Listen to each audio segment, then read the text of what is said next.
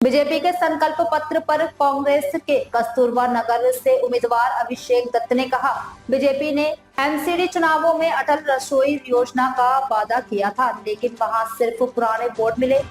दिल्ली में 10 साल से आप सत्ता में हैं, तो चुनाव के समय योजनाएं क्यों आ रही हैं? यह पूरे देश में क्यों नहीं लागू हो रही? दिल्ली में बीजेपी सरकार को देखा गया।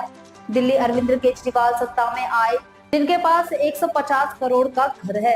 अभी आप भारतीय जनता पार्टी का मैनिफेस्टो पढ़िए, जब वो एमसीडी का चुनाव लड़ रहे थे, अटल रसोई के नाम पे कि दिल्ली में 3 रुपये या 5 रुपये में भरपूर खाना मिलेगा, उन्होंने योजना शुरू करी।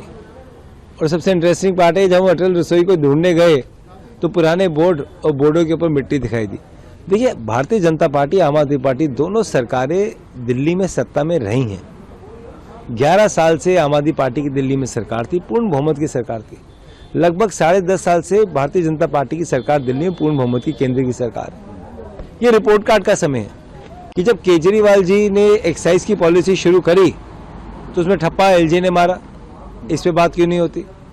जब दिल्ली के 70 सांसदों में, विधायकों में से 63 आम आदमी पार्टी के विधायक काम नहीं कर रहे थे और दिल्ली के लोग त्रस्त और परेशान थे, उस समय 7 सांसदों ने क्या करा?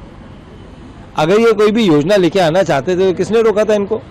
केवल चुनाव से पहले क्यों? अगर आज दिल्ली का जो राष्ट्र की हमारी कैपिटल दिल्ली है, पूरे देश भर में क्यों नहीं कर सकते? 500 रुपये का सिलेंडर चुनावी स्टेटों में क्यों होता है?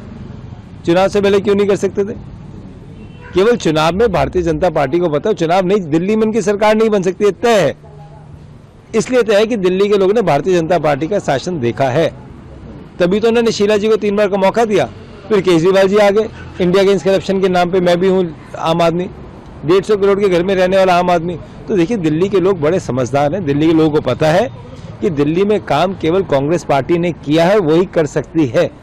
जब हम पूरी दिल्ली की ट्रांसपोर्ट व्यवस्थाओं को सीएनजी पे ट्रांसफर कर सकते हैं, जब दिल्ली में फ्लाईओवर्स बना सकते हैं, दिल्ली की पर कैपिटल इनकम बढ़ा सकते हैं, दिल्ली में सब लोगों का सम्मान कर सकते हैं, अस्पताल बना सकते हैं, तो वो लोग क्यों नहीं चाहेंगे ऐसी सरकार बने?